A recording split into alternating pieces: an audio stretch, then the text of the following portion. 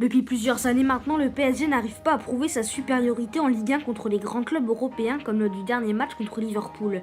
Le début de saison parisien a été réussi et l'arrivée de Thomas Tuchel sur le banc d'entraîneur a montré les ambitions du club.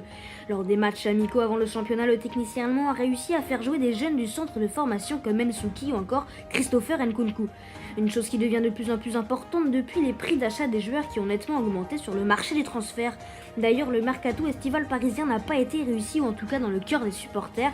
Antero Henrique, le directeur sportif du club, a effectué des choix étonnants au vu des faiblesses de la saison dernière. Le manque de milieu défensif qui était flagrant la saison passée n'a pas été comblé. Dans tous les cas, Antero Henrique ne s'est pas penché sur le dossier car le PSG aurait pu faire une excellente opération financière et sportive en accueillant le néo-champion du monde, Steven Nzonzi, qui a signé à la AS Rome pour un montant de seulement 20 millions d'euros.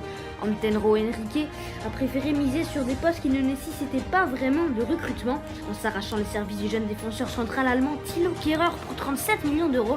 Les questions sont nombreuses.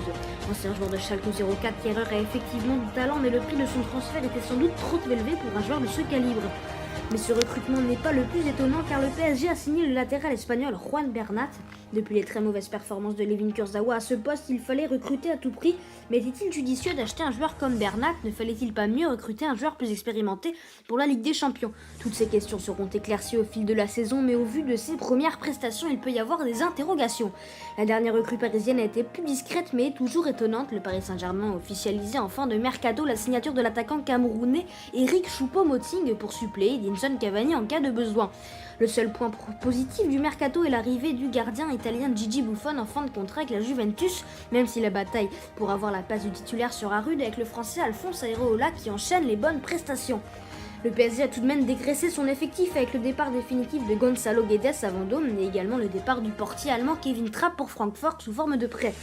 Sur le terrain, les prestations ne sont guère plus convaincantes, malgré qu'il soit invaincu et premier dans le championnat, le niveau de jeu n'est pas flamboyant. La difficulté s'est surtout ressentie lors du premier match de Ligue des Champions contre Liverpool, défaite 3-2.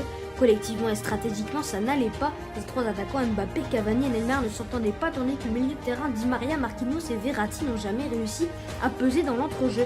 Leur jeu manque de simplicité, cela se fait ressentir contre les meilleures équipes européennes.